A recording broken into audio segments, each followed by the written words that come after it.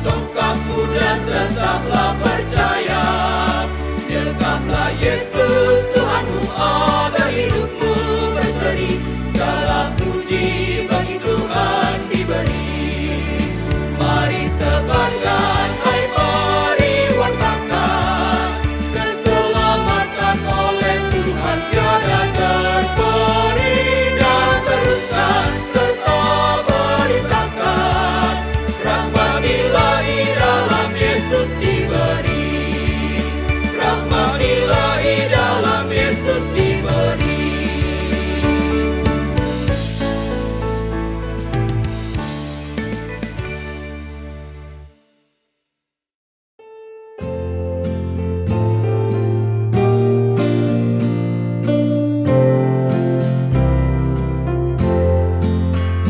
Ku suka menuturkan cerita mulia, cerita Tuhan Yesus dan cinta kasih-Nya. Ku suka menuturkan cerita yang benar, penawar hati rindu, pelipur terbesar.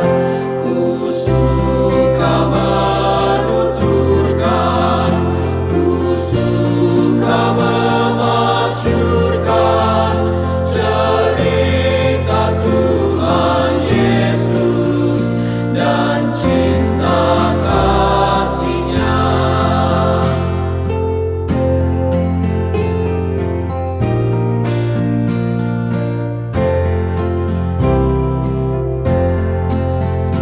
Ku suka menuturkan cerita mulia yang sungguh melebihi impian dunia. Ku suka menuturkan semua padamu, sebab cerita itu membawa selamatku. Ku suka menuturkan, ku suka memasyurkan cerita Tuhan Yesus dan cinta kasih-Nya.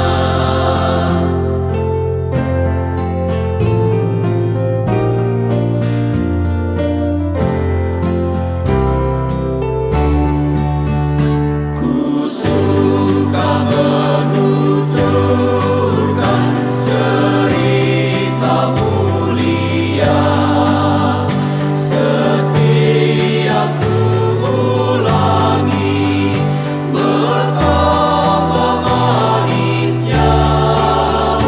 Ku suka menuturkan sabdanya yang besar, dan yang belum percaya supaya mendengar.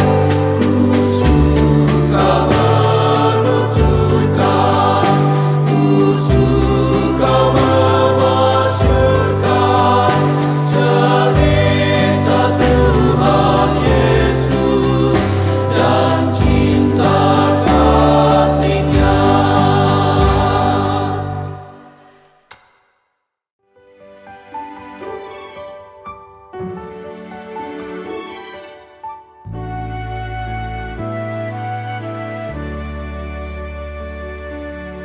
Kasih Tuhanku lembut, padanya ku bertelut, dan ku dambakan penuh kasih besar.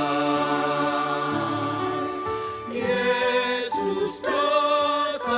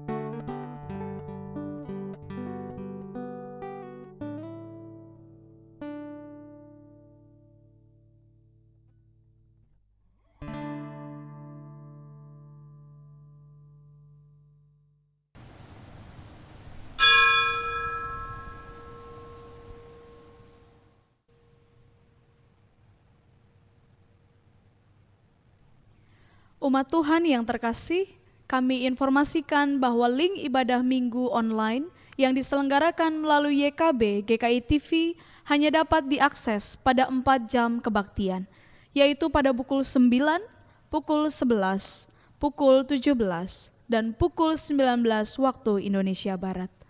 Meskipun secara virtual, namun kita tetap dapat mewujudkan aspek persekutuan dengan beribadah bersama dalam waktu yang sama. Demikian warta pada hari ini, mari kita persiapkan diri untuk memulai ibadah kita dengan bersaat teduh.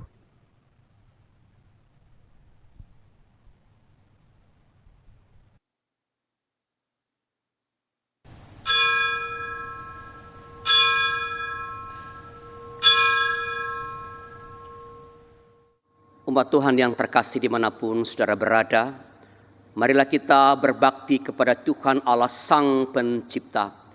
Dialah sumber kehidupan bagi setiap insan. Hari demi hari rahmat dan karunia-Nya dicurahkan bagi kita. Damai yang penuh dilimpahkannya, cinta yang besar diberikannya. Sungguh Allah kita adalah Allah yang berkomitmen untuk tidak membiarkan umatnya berjalan sendirian. Dia selalu menuntun umatnya melewati gurun kehidupan.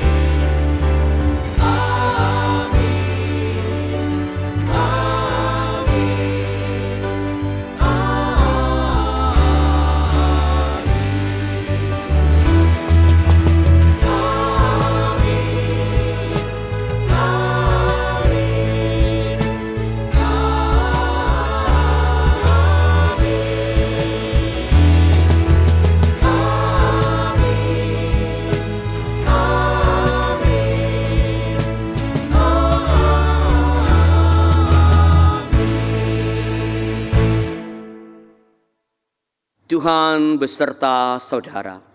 Dan beserta saudara juga. Silakan duduk. Umat yang terkasih, tema ibadah kita pada hari ini berbicara soal murid Kristus yang berkomitmen. Menjadi murid Kristus yang berkomitmen berarti menyediakan diri untuk setia menjadi muridnya. Sebagai murid, seseorang dituntun untuk terus belajar, bertumbuh, dan bahkan menghasilkan buah sesuai dengan nilai-nilai yang diajarkan sang guru. Maka, marilah kita memeriksa diri, apakah kita telah mengenal dan memahami dengan benar nilai-nilai yang diajarkan Kristus, guru agung kita itu. Mari berdoa, menundukkan kepala.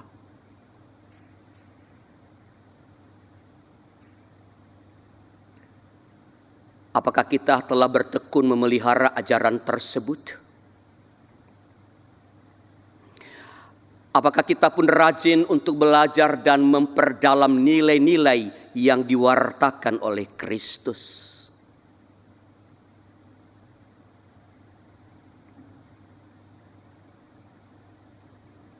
Apakah kita berusaha secara aktif untuk bertumbuh dan memperbarui diri sesuai dengan petunjuk Kristus? Sudahkah kita menghasilkan karya sebagai buah pembelajaran kita di dalam Kristus?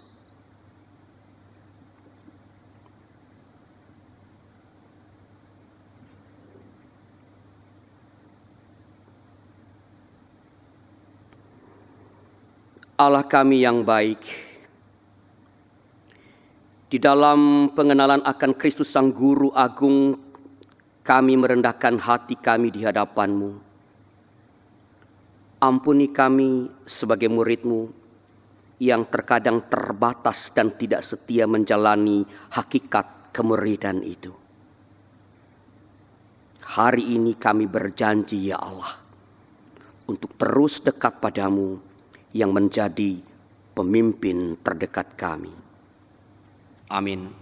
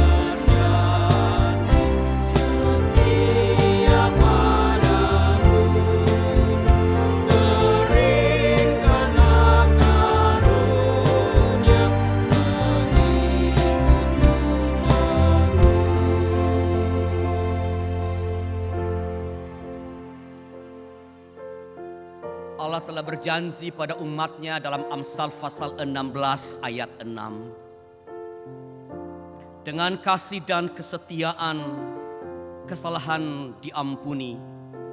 Karena takut akan Tuhan orang menjauhi kejahatan.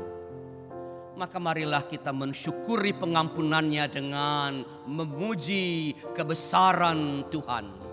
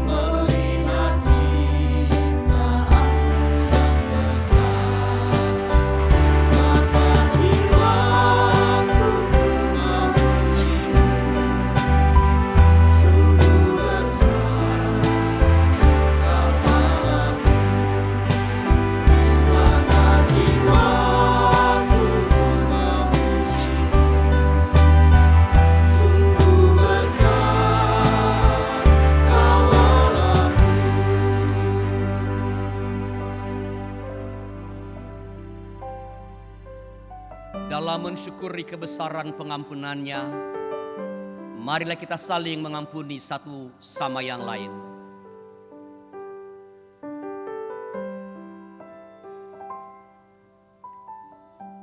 Dengan demikian kita pun siap untuk mengikut Tuhan, berjalan dengan Kristus Juru Selamat kita.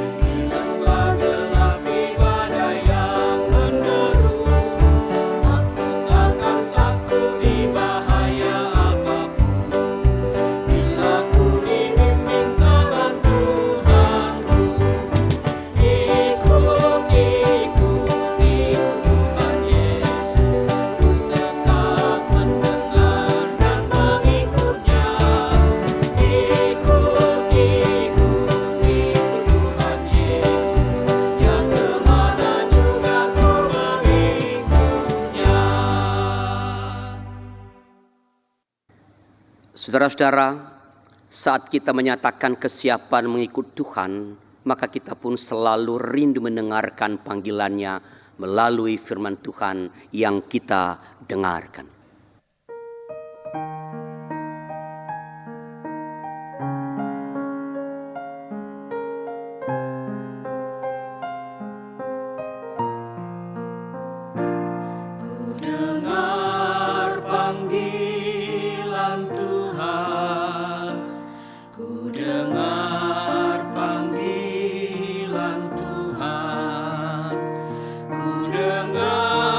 Panggilan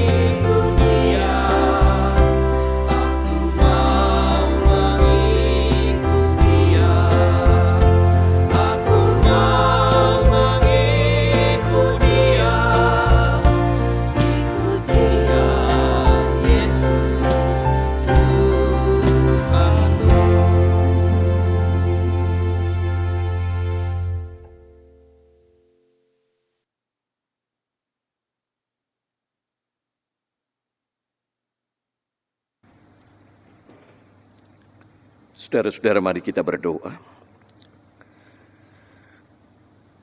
Terima kasih ya Tuhan untuk panggilan-Mu yang telah kami dengar setiap saat.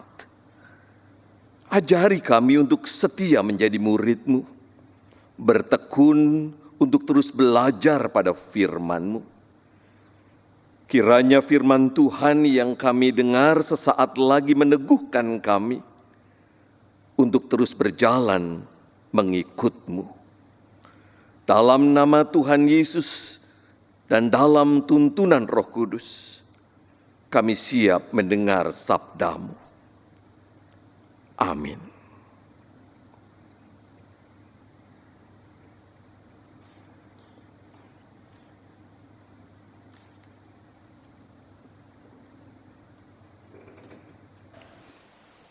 Bacaan pertama dari Ulangan pasal 30 ayat 15 sampai dengan 20. Ingatlah, aku menghadapkan kepadamu pada hari ini kehidupan dan keberuntungan, kematian dan kecelakaan. Karena pada hari ini aku memerintahkan kepadamu untuk mengasihi Tuhan Allahmu dengan hidup menurut jalan yang ditunjukkannya dan berpegang pada perintah, ketetapan, dan peraturannya, supaya engkau hidup dan bertambah banyak dan diberkati oleh Tuhan Allahmu di negeri kemana engkau masuk untuk mendudukinya. Tetapi jika hatimu berpaling dan engkau tidak mau mendengar, bahwa engkau mau disesatkan untuk sujud menyembah kepada Allah lain dan beribadah kepadanya, maka aku memberitahukan kepadamu pada hari ini, bahwa pastilah kamu akan binasa. Tidak akan lanjut umurmu di tanah, kemana engkau pergi, menyeberangi sungai Yordan untuk mendudukinya. Aku memanggil langit dan bumi menjadi saksi terhadap kamu pada hari ini. Kepadamu kuperhadapkan kehidupan dan kematian, berkat dan kutuk. Pilihlah kehidupan supaya engkau hidup, baik engkau maupun keturunanmu.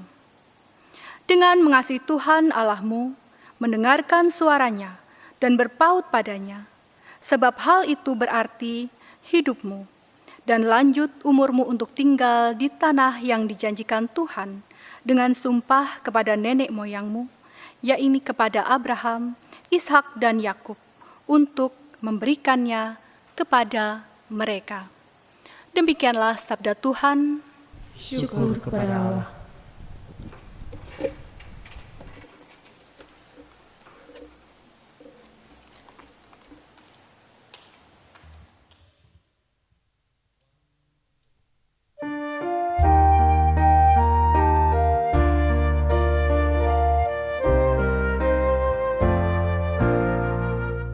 Bahagialah setiap orang yang sukai Taurat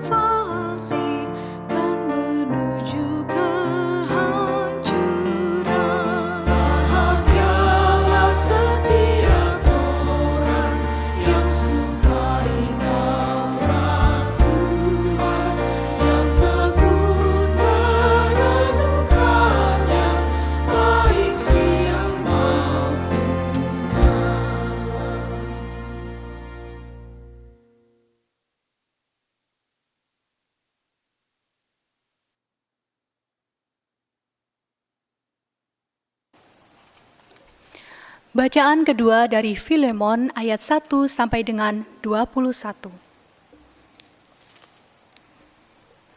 Dari Paulus, seorang hukuman karena Kristus Yesus, dan dari Timotius saudara kita, kepada Filemon yang kekasih, teman sekerja kami, dan kepada Apfia, saudara perempuan kita, dan kepada Arkhipus, teman seperjuangan kita, dan kepada jemaat di rumahmu. Kasih, karunia, dan damai sejahtera dari Allah, Bapa kita, dan dari Tuhan Yesus Kristus menyertai kamu. Aku mengucap syukur kepada Allahku setiap kali aku mengingat engkau dalam doaku, karena aku mendengar tentang kasih-Mu kepada semua orang kudus dan tentang iman-Mu kepada Tuhan Yesus. Dan aku berdoa agar persekutuan-Mu di dalam iman turut mengerjakan pengetahuan akan yang baik di antara kita untuk Kristus. Dari kasih-Mu sudah kuperoleh kegembiraan besar dan kekuatan, sebab hati orang-orang kudus telah Kau hiburkan, saudaraku. Karena itu, sekalipun di dalam Kristus aku mempunyai kebebasan penuh untuk memerintahkan kepadamu apa yang harus engkau lakukan, tetapi mengingat kasih-Mu itu, lebih baik aku memintanya daripadamu. Aku, Paulus, yang sudah menjadi tua, lagi pula sekarang dipenjarakan karena Kristus Yesus, mengajukan permintaan kepadamu mengenai anakku yang kudapat selagi aku dalam penjara, yakni Onesimus. Dahulu memang dia tidak berguna bagimu, tetapi sekarang sangat berguna, baik bagimu maupun bagiku. Dia kusuruh kembali kepadamu, dia yaitu buah hatiku. Sebenarnya aku mau menahan dia di sini sebagai gantimu untuk melayani aku selama aku dipenjarakan karena Injil. Tetapi tanpa persetujuanmu, aku tidak mau berbuat sesuatu, supaya yang baik itu jangan engkau lakukan seolah-olah dengan paksa, melainkan dengan sukarela. Sebab mungkin karena itulah dia dipisahkan sejenak daripadamu, supaya engkau dapat menerimanya untuk selama-lamanya. Bukan lagi sebagai hamba, melainkan lebih daripada hamba, yaitu sebagai saudara yang kekasih. Bagiku sudah demikian, apalagi bagimu, baik secara manusia maupun di dalam Tuhan. Kalau engkau menganggap aku temanmu seiman, terimalah dia seperti aku sendiri. Dan kalau dia sudah merugikan engkau ataupun berhutang kepadamu, tanggungkanlah semuanya itu kepadaku. Aku, Paulus, menjaminnya dengan tulisan tanganku sendiri. Aku akan membayarnya, agar jangan kukatakan, tanggungkanlah semuanya itu kepadamu, karena engkau berhutang padaku, yaitu dirimu sendiri. Ya saudaraku, semoga engkau berguna bagiku di dalam Tuhan, hiburkanlah hatiku di dalam Kristus. Dengan percaya kepada ketaatanmu, kutuliskan ini kepadamu. Aku tahu lebih daripada permintaanku ini akan kau lakukan. Demikian sabda Tuhan.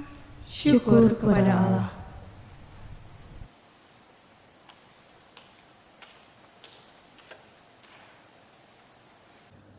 Injil Tuhan kita Yesus Kristus menurut Lukas pasal 14 ayat 25 sampai 33.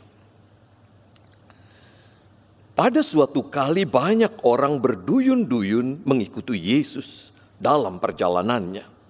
Sambil berpaling ia berkata kepada mereka, "Jikalau seorang datang kepadaku, dan ia tidak membenci bapaknya, ibunya, istrinya, anak-anaknya, saudara-saudaranya laki-laki atau perempuan, bahkan nyawanya sendiri, ia tidak dapat menjadi muridku. Barang siapa tidak memikul salibnya dan mengikut aku, ia tidak dapat menjadi muridku. Sebab siapakah di antara kamu yang kalau mau mendirikan sebuah menara tidak duduk dahulu membuat anggaran biayanya, kalau cukup uangnya untuk menyelesaikan pekerjaan itu? supaya jikalau ia sudah meletakkan dasarnya dan tidak dapat menyelesaikannya, jangan-jangan semua orang yang melihatnya mengejek dia sambil berkata, orang itu mulai mendirikan, tetapi ia tidak sanggup menyelesaikannya. Atau raja manakah yang kalau mau pergi berperang melawan raja lain, tidak duduk dahulu untuk mempertimbangkan apakah dengan 10.000 orang ia sanggup menghadapi lawan yang mendatanginya dengan 20.000 orang. Jikalau tidak, ia akan mengirim utusan selama musuh itu masih jauh untuk menanyakan syarat-syarat perdamaian. Demikian pula lah tiap-tiap orang di antara kamu yang tidak melepaskan dirinya dari segala miliknya tidak dapat menjadi muridku. Demikianlah Injil Yesus Kristus. Berbahagialah mereka yang mendengarkan firman Allah dan yang memeliharanya. Haleluya.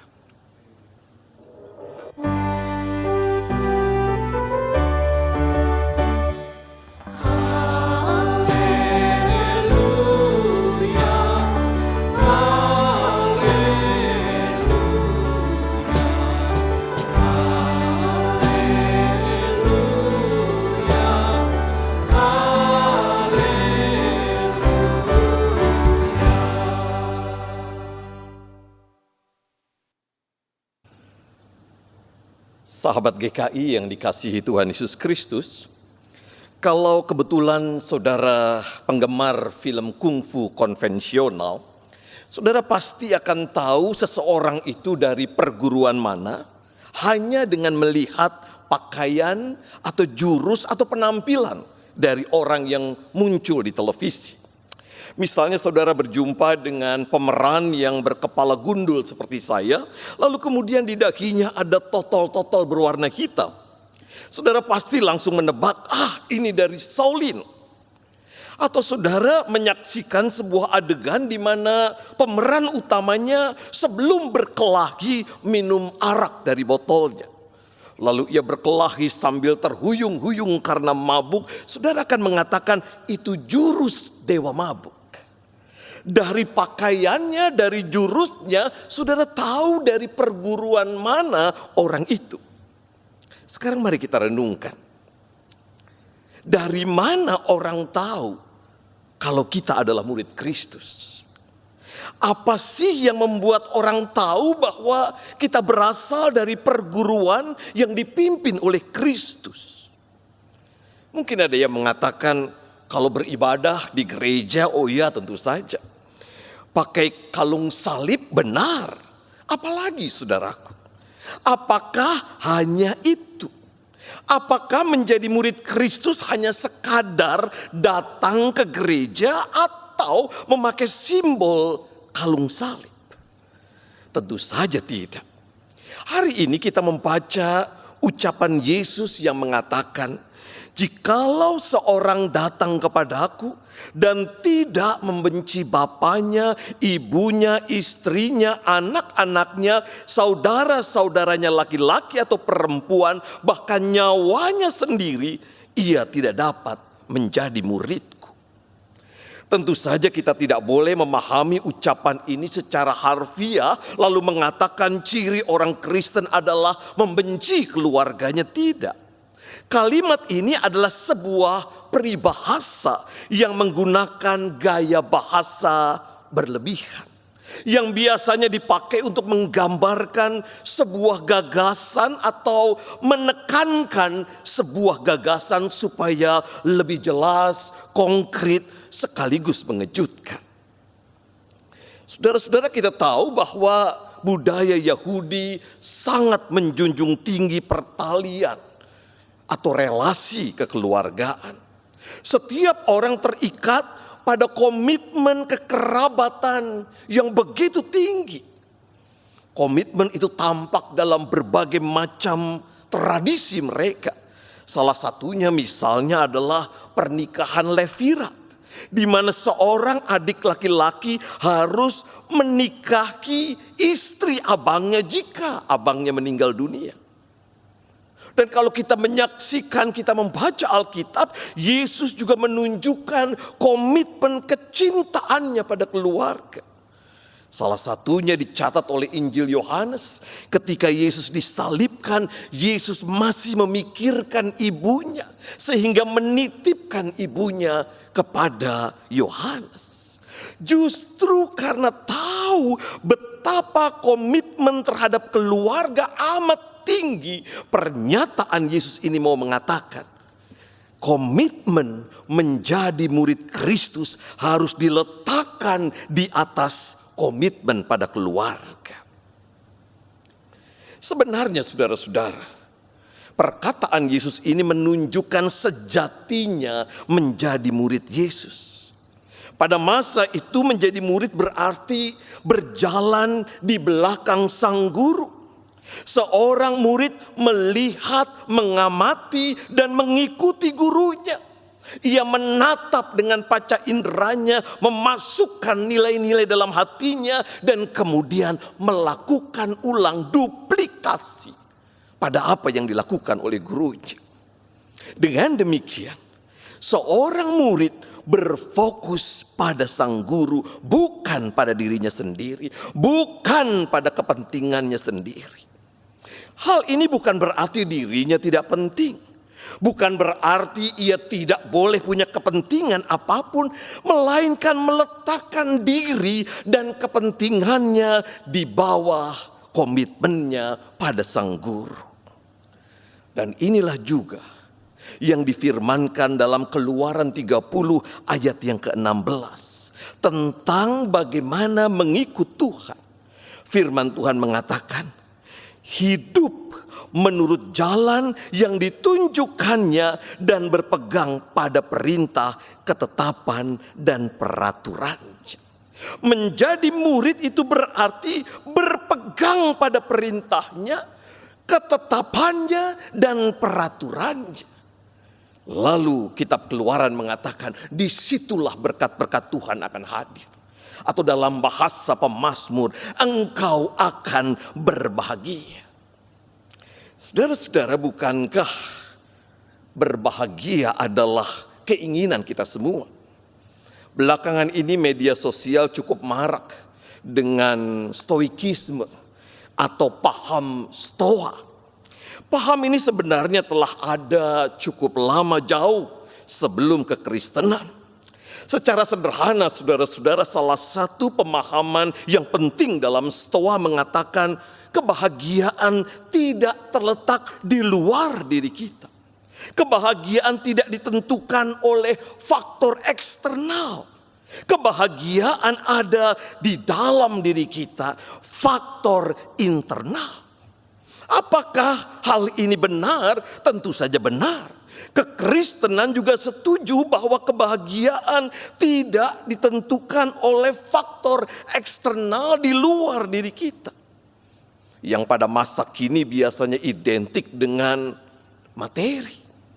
Kebahagiaan dalam stoa yang juga sama dengan kekristenan tidak terletak pada berapa mewahnya mobilmu, berapa mahalnya rumahmu, berapa tampan atau cantiknya dirimu. Kebahagiaan terletak di dalam diri kita. Saudara-saudara, bagaimana menghadapi realitas yang begitu sukar? Bagaimana kita mampu menjalani hari-hari dengan ungkapan syukur? Maka jawabnya adalah rasa syukur itu dimulai dari cara kita menghadapi persoalan. Bagaimana kita bersikap pada realita yang kita hadapi. Namun saudara-saudara, dalam iman Kristen ada tambahan yang sangat penting. Benar, kebahagiaan tidak terletak di luar kita, tetapi dalam iman Kristen kita percaya kebahagiaan terkait dengan relasi kita dengan Dia. Atau dalam bahasa tema kita, kebahagiaan adalah ketika kita menjadi murid yang berfokus kepada Dia. Ketika kita menjadi murid yang setia belajar dan melakukan apa yang dikehendakinya. Saudaraku, seorang yang berfokus pada Tuhan mampu melihat Selalu ada titik terang di tengah kegelapan hidup yang paling kelam sekalipun yang dialaminya. Ketika hartanya ludes, seorang yang berfokus kepada Tuhan mampu mengatakan, terima kasih Tuhan. Aku pernah diberi kesempatan untuk mengelola harta yang melimpah. Aku percaya Engkau sedang merancang apa yang lebih berharga dari harta. Seorang yang berfokus kepada Tuhan, ketika putus pacar, ia mampu mengatakan, terima kasih Tuhan. Kalaupun aku diberi kesempatan menjalin relasi berpacaran dengan yang lain, aku percaya Engkau akan memberikan yang lebih baik dari yang sekarang. Saudara-saudara, inilah orang yang berfokus kepada Tuhan. Menjadi murid hanya memusatkan hati dan pikirannya kepada Kristus. Apakah ini mungkin kita lakukan? Sangat mungkin, saudara-saudara. Saya pernah punya pengalaman mengunjungi seorang ibu yang harus merawat suaminya yang sekian belas tahun hanya bisa berbaring di tempat tidur. Terbayang dalam benak kami tim perkunjungan betapa beban berat harus dipikul ibu itu. Padahal usianya sudah semakin senja. Ketika kami sampai di depan rumahnya, tiba-tiba saudara-saudara, ada seorang ibu yang berlari-lari kecil. Rupanya ini ibu yang akan kami lawat. Dan sang ibu dengan sedikit terengah mengatakan, saya tadi mau ke minimarket dekat situ Pak. Tetapi saya lihat ada rombongan sepertinya mobil Bapak. Saya cepat-cepat pulang. Puji Tuhan, Bapak dan tim pelawat datang dan tidak kecewa karena saya ada. Puji Tuhan Pak, Bapak yang saya rawat sekian belas tahun terbaring tetapi tetap sehat. Tidak ada luka di kulitnya. Puji Tuhan Pak, anak-anak sekalipun hidupnya pas-pasan kirim uang untuk beli obat. Puji Tuhan, tetangga kami baik. Kalau saya mau ke pasar atau ke gereja, saya bisa nitip Bapak. Puji Tuhan, saya diberi kesehatan yang baik. Puji Tuhan, dan puji Tuhan. Semua kalimatnya diisi dengan puji Tuhan. Saudaraku, ibu ini belajar menjadi murid yang berfokus kepada Tuhan. Justru karena pengalaman ini kita bisa berfokus kepada Tuhan di tengah-tengah dunia kita yang riuh. Di tengah-tengah dunia kita yang ramai dengan pilihan, kita bisa berfokus kepada-Nya. Dan karena itu saudara-saudara, pertanyaan penting yang perlu kita jawab adalah, kepada siapakah kita berfokus? Mungkin ada yang mengatakan, aku sih berfokus kepada Tuhan. Karena itu aku mau ibadahnya di gereja X itu saja. Musiknya bagus, khotbahnya mengena, relate sama hidup saya. Apakah boleh? Oh boleh saudara-saudara, silahkan saja. Tetapi cobalah berefleksi secara kritis. Apakah ia tengah berfokus menyenangkan dirinya atau menyenangkan sang gurunya? Ada lagi yang lain yang mungkin mengatakan gereja Y itu penuh kuasa, yang sakit disembuhkan, yang usahanya kembang kempis dilancarkan dan sukses. Saya mau ke gereja itu saja. Apakah boleh? Oh tentu saja boleh. Tetapi cobalah kita berefleksi secara kritis. Apakah ia tengah berfokus kepada Tuhan atau berfokus pada berkat-berkat Tuhan? Saudara-saudara, ketika kita berfokus kepada Tuhan, disitulah kita mendapatkan begitu banyak berkat-berkat yang membahagiakan. Mungkin saudara-saudara pernah menyaksikan acara yang dulu pernah cukup populer, namanya Touch the Car. Orang berlomba memegang mobil berjam-jam, bahkan berhari-hari, dan yang paling lama, paling bertahan, dia yang akan menang. dan mendapatkan hadiah. Apakah mudah? Tidak, saudara-saudara. Ada yang pingsan, ada yang mengalami halusinasi, dan lain sebagainya. Siapa yang bertahan? Yang bertahan adalah mereka yang berfokus pada mobil itu, bukan dirinya. Dan inilah hal yang pertama. Berfokus kepada Kristus membuat kita memiliki kekuatan ekstra dalam menghadapi hidup yang kadang begitu berat. Kalau kita berfokus pada diri kita sendiri, kita akan mudah menyerah. Bukankah saudara-saudara, pelayanan kita jalani juga bukan dengan hal yang mudah. Kalau kita berfokus pada diri kita sendiri, kita akan menyerah dan berhenti melayani. Berfokus kepada Dia membuat kita punya kekuatan ekstra menjalani hari-hari kita, menjalani pelayanan kita dengan penuh kegembiraan.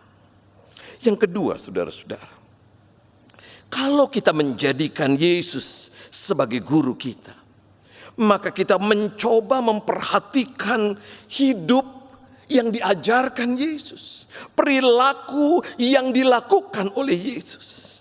Maka kita akan menemukan betapa luar biasanya empati Yesus pada mereka yang sulit dan terpinggirkan. Kalimat yang sering dipakai dalam Alkitab adalah tergeraklah hatinya oleh belas kasihan. Dan itu sebabnya Yesus rela menghentikan perjalanannya. Yesus rela melakukan apa yang tidak populer. Mengapa? Karena hatinya tergerak oleh belas kasihan. Yesus berempati pada mereka yang terpinggirkan. Bukankah sejarah kekristenan diisi oleh para tokoh-tokoh iman yang berkarya penuh empatik pada orang lain, sehingga karya pelayanannya bermanfaat dan terbuka bagi semua. Salah satu yang ditunjukkan para tokoh-tokoh iman adalah belajar dari Yesus, menjadi murid Yesus yang berempati pada mereka yang terasing dan terpinggirkan. Dan dari surat Filemon, saudara-saudara, kita mendapatkan contoh yang menarik. Paulus dengan tegas menyebut dirinya tua dan dipenjara. Saudara, kita bisa bayangkan, ia tua dan dipenjara. Saat ia membutuhkan orang lain, saat ia bersama dengan saudara-saudaranya di masa tua, ia harus sendirian di penjara. Di tengah keadaan semacam itu, saudara-saudara, umumnya orang ingin diperhatikan. Di mana sanak kerabatku? Mana orang yang dulu kukasihi? Kenapa mereka tidak menengok aku di penjara? Namun Paulus tidak. Ia berfokus kepada Tuhan, Sang Guru, dan Paulus memiliki kekuatan ekstra yang luar biasa menghadapi derita dengan kegembiraan, hingga ia mampu mengatakan bersukacitalah senantiasa. Paulus mampu bersyukur untuk segala peristiwa yang dijalaninya. Dengan hati yang penuh syukur karena berfokus kepada Tuhan, itulah kemudian Paulus berempati pada Onesimus. Paulus belajar mengikuti Sang Guru karena dia adalah murid Kristus. Seorang murid, dia akan menduplikasi gurunya. Karena itu, saudara-saudara, ketika kita mengaku murid Kristus, pertanyaan yang perlu kita jawab adalah, siapakah yang kita ikuti?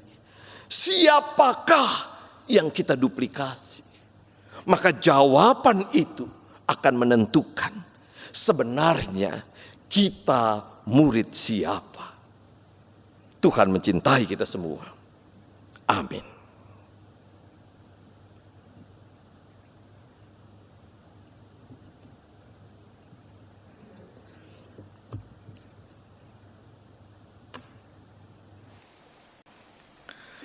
Jemaat sekalian, marilah kita bersama dengan umat Allah di masa lalu, masa kini, dan masa depan mengingat janji baptisan kita dengan mengikrarkan pengakuan iman rasuli.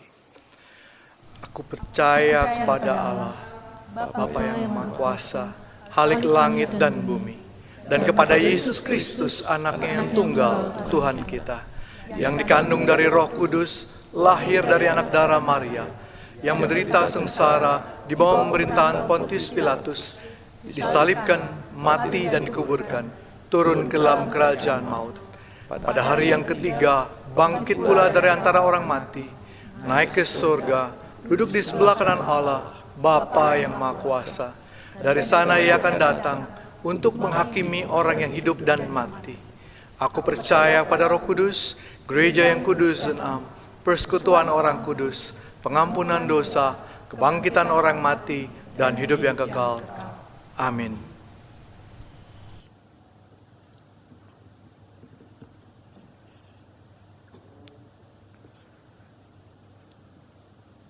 Saudara-saudara, mari kita bersama-sama menyampaikan doa syafaat kita. Kita berdoa.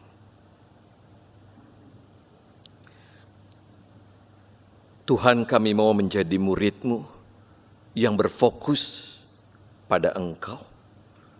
Dunia ini menawarkan begitu banyak hal yang mengundang kami untuk meraih kebahagiaan dan berkat-berkat.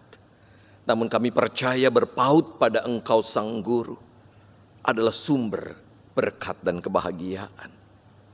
Berkati gereja Tuhan dimanapun berada, agar gereja Tuhan boleh setia menjadi murid-Mu. Berkati gereja Kristen Indonesia, kiranya boleh menjadi gereja yang sungguh memusatkan perhatiannya pada Engkau semata-mata. Berkati umat-Mu, orang-orang percaya di negeri ini khususnya. Kiranya orang-orang percaya boleh menjadi teladan bagaimana berfokus kepada Engkau. Berkati setiap gumul dan juang kami, umat Tuhan di Indonesia. Di tengah-tengah beragam pergumulan, kiranya kami tetap setia. Berkati umat-Mu yang saat ini mungkin didera oleh berbagai macam persoalan. Mereka yang hidup dalam kesulitan. Mereka yang sedang terbaring sakit oleh berbagai macam sebab. Hadirlah ya Tuhan, kuatkan kami. Dan biarlah hati dan pikiran kami terarah kepada Engkau. Kami doakan kiranya mereka yang sedang bergumul sungguh berpaut pada Engkau dan percaya di dalam Engkau selalu ada jalan keluar yang terbaik. Kami mau berdoa ya Bapa untuk kehidupan relasional kami antar gereja Tuhan di negeri ini. Berkati Bapa agar gereja-gereja Tuhan menjadi satu tubuh Kristus yang utuh, yang boleh menopang, berbagi, mendukung, dan bukan menjadi tubuh yang tercabik-cabik. Hingga setiap gereja Tuhan hanya hidup untuk dirinya sendiri.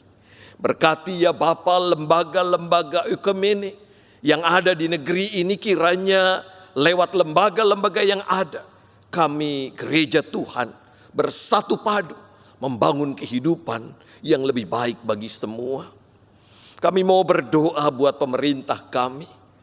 Kami percaya mereka ada karena kasih setia-Mu yang memilih, menuntun, dan menolong mereka untuk berfokus pada Engkau dan rakyat di negeri ini. Berkatilah pemimpin kami ya Bapa, agar mereka sungguh-sungguh hati dan pikirannya hanya tertuju bagi kesejahteraan masyarakat. Kiranya mereka boleh menjadi pemimpin yang membawa teladan baik. Melakukan apapun dengan kegembiraan tanpa korupsi. Berkati Bapa lembaga-lembaga yang ada di pemerintahan agar dapat menjalankan tugasnya dengan penuh tanggung jawab. Kami rindu ada damai sejahtera di bumi ini, di dunia, di sekitar kami, pula dalam kehidupan rumah tangga kami. Kiranya damai sejahtera boleh kami perjuangkan sebagai murid-Mu, agar kami tahu bersama dengan Engkau kami mampu membangun kehidupan yang membawa kebahagiaan dan kesejahteraan bagi sesama kami. Kami juga menyampaikan setiap pergumulan pribadi kami masing-masing yang mungkin tidak terkatakan. Yakinkan kami Bapa, kami berjalan bersama dengan Tuhan. Kami tidak sendirian, dan di dalam Engkau setiap pergumulan kami tidak akan pernah melebihi kekuatan kami. Terima kasih Bapa untuk persekutuan kami. Terima kasih Engkau mengingatkan kami untuk menjadi murid yang berfokus kepada Engkau. Hanya di dalam nama Tuhan kami Yesus Kristus kami berdoa serta bersyukur. Amin.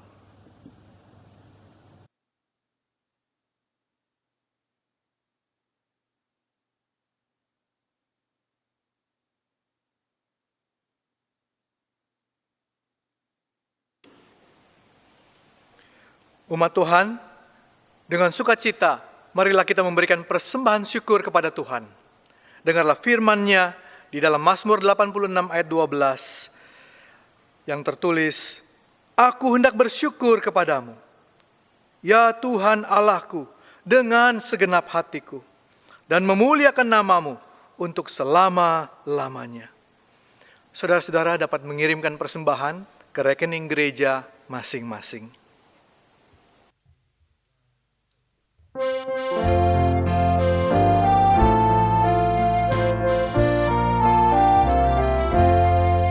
Pakailah seluruh hidupku dalam ladang dunia, tiap harta dan talentamu pergunakan baginya. Berkat Tuhan tersedia bagi orang yang meminta, Dia tahu yang kau butuhkan, kini dan selamanya.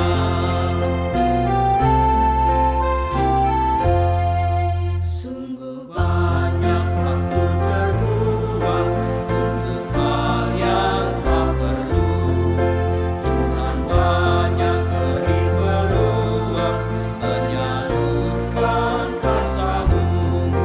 Berkat Tuhan tersedia bagi orang yang meminta, Dia tahu yang kau butuhkan, kini dan selamanya.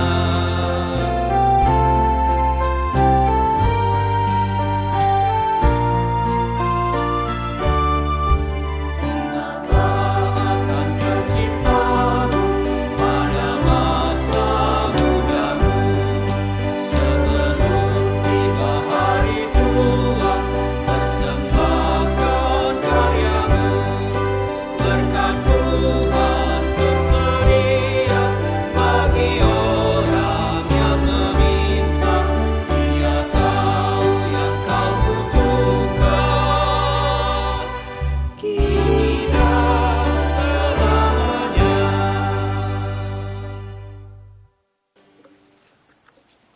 Mari kita berdoa.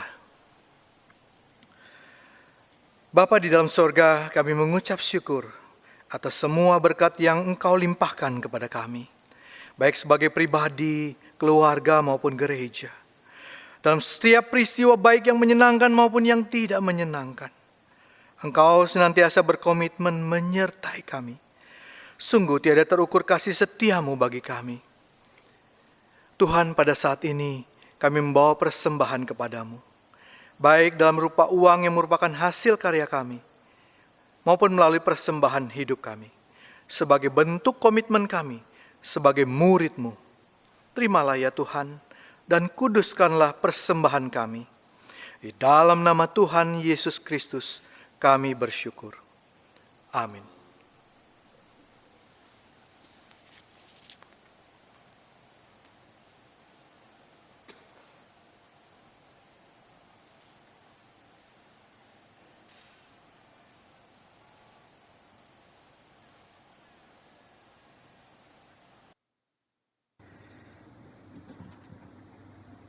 Umat Tuhan yang terkasih, mari kita menjadi murid Kristus yang berkomitmen, yang terus bertekun dan bertumbuh memelihara ajaran Kristus dan memberlakukannya dalam keseharian kita. Sehingga saat Tuhan memanggil kita dalam ladangnya, kita pun selalu siap untuk menjawab, "Ini aku, utus aku."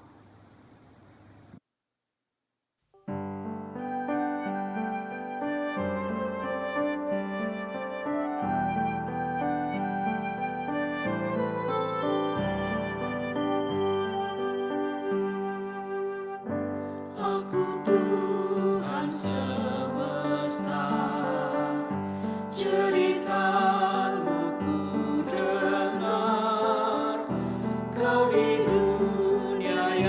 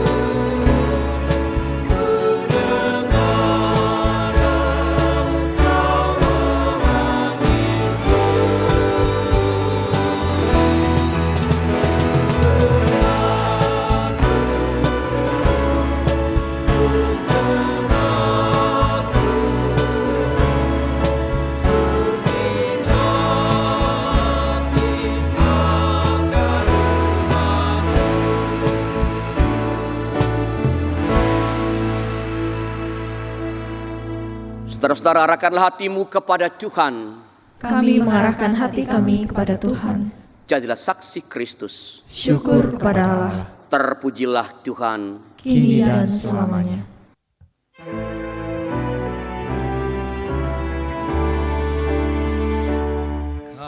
Kasih karunia dari Allah Bapa dan Anak dan Roh Kudus,